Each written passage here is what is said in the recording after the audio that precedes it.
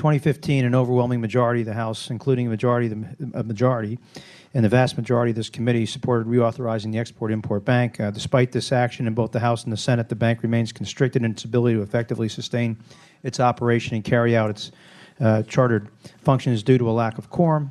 Without a quorum, the Board of Directors is unable to consider some of the most beneficial transactions, including applications for medium and long-term transactions exceeding $10 million. This must be rectified. The bank must be able to fully function. In my district, Mack Trucks is trying to sell heavy-duty trucks to the country of Cameroon, and is being prevented from doing so. There are many deals like that all over the country that are being obstructed because we can't sell into many of these countries that lack adequate capital markets. Just last month, the Ex-Im Bank published data demonstrating the severe impact on American competitiveness directly associated with the bank's inability to reach quorum due to the inaction on board nominees in the Senate. A backlog of more than 40 transactions worth more than $30 billion is stalled until Ex-Im regains its quorum, according to the bank's chairman. The delay on these transactions adversely impacts tens of thousands of American jobs across the country. In fact, the number of jobs supported through Ex-Im financing dropped from approximately 164,000 in FY14 to 52,000 in FY16. The banks indicated that it experienced a 68% drop in the number of jobs that it was able to create or maintain last year due to the instability and uncertainty brought upon it. The bank's activities are a net gain for the Treasury and American taxpayers, and its financing and assurances allow U.S. companies to create and sustain American jobs here in communities across the country. And while action to approve the nominees for the board remains the best way to address this adverse impact to our American workforce, I'm offering this amendment, which is identical to the language adopted by the House and Senate in the State Foreign Ops Bill last year, because it's time to put this issue behind us and allow the bank to fully function and support American exports and American workers. I urge adoption of this amendment, and thank you for your consideration. Yield back. Thank the gentleman from Pennsylvania, Chairman Rogers, and then Ms. Lowy. Thank the gentleman for his... Chairman Rogers, excuse me. I thank the gentleman for his amendment and for his persistence. President Trump, as you know, has nominated two of our former colleagues to the bank's board of directors, and I expect the administration is working to find two more. I'm hopeful that the nomination process will run its course. But I understand that many committee members here tonight feel strongly about making sure that Ex-Im Bank can conduct its business, which this amendment would accomplish. I thank my friend from Pennsylvania. I yield back. Ms. Lowy. I'm a strong supporter of the Export-Import Bank and its work to help U.S. companies, especially small businesses, and export overseas. So I support Ex-Im. I ask my colleagues to support my friend Mr. Dent's amendment.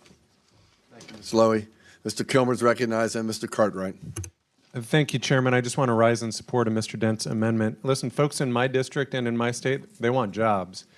And the Ex-Im Bank is a jobs generator, and unfortunately it has been dimmed in its ability to do that as a consequence of obstruction. We live in a global economy that is very competitive, and with the bank's sidelines, it makes it easier for our competitors to eat our lunch economically. Limits on Ex-Im are jeopardizing more than 40 transactions valued at more than $30 billion that could support more than 200,000 jobs. Let me say that again. Up to 200,000 jobs hang in the balance here. So despite Congress reauthorizing Ex-Im, a few folks around here are set on hindering their ability to fully function, and that's wrong. And I think Mr. Dent's amendment would address that. It's time for us to support U.S. industry and U.S. workers and U.S. jobs. This amendment does that, and I urge its adoption. Thank you, Mr. Kilmer. Mr. Cartwright is recognized. Thank you, Mr. Chairman. I rise in support of my fellow Pennsylvanians' amendment. It makes sense. It is bewildering. The folks who oppose the use of the Ex-Im Bank, it is an ideological bent that is hard to understand when the Ex-Im Bank is something that helps American manufacturing compete abroad. It supports tens of thousands and hundreds of thousands of American jobs and makes exporting American manufactured goods much more realistically possible in competition with other nations. And so I urge support of Mr. Dent's amendment. Thank you, Mr. Cartwright. Mr. Adderhold is recognized. Thank you, Mr. Chairman. And of course, I rise today in support of my colleague from Pennsylvania. As he has explained, the current restrictions make it impossible to carry out the mission due to the lack of quorum. Without a quorum, it simply means they can't do their business. They can't do the transactions they need to do. Transactions leads to exports. Export leads to American jobs. In my district, the district I represent, 4th District of Alabama, there's companies like E.S. Robbins Corporation, Sunshine Mills, Hardware Corporation, Browning Enterprise, Marine One Corporation, Progress Rail. All of these are companies that benefit from Ex-Im Bank. Progress Rail is one of the companies currently caught in this backlog that is a company that actually moved from Canada down to Alabama. So while we wait for the Ex-Im board nomination to be approved, these companies can't afford to be caught in the backlog of more than 40 transactions equaling $30 billion and tens of thousands of American jobs. So I would ask my colleagues to support the gentleman's amendment. Thank you, Mr. Adderall. Mr. Bishop is recognized. I rise in support of the amendment, particularly in support of the Ex-Im Bank.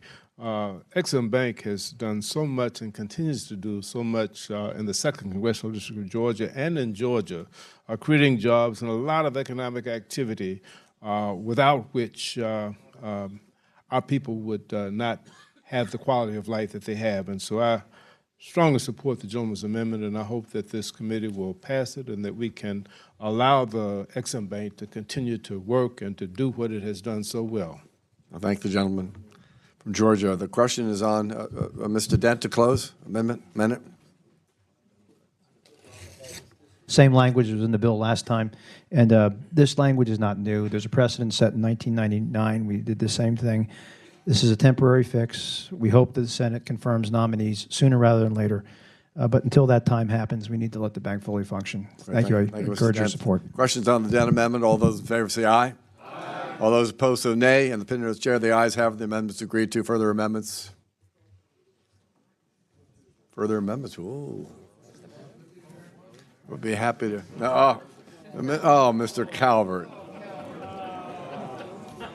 Mr. Calvert is recognized for his amendment.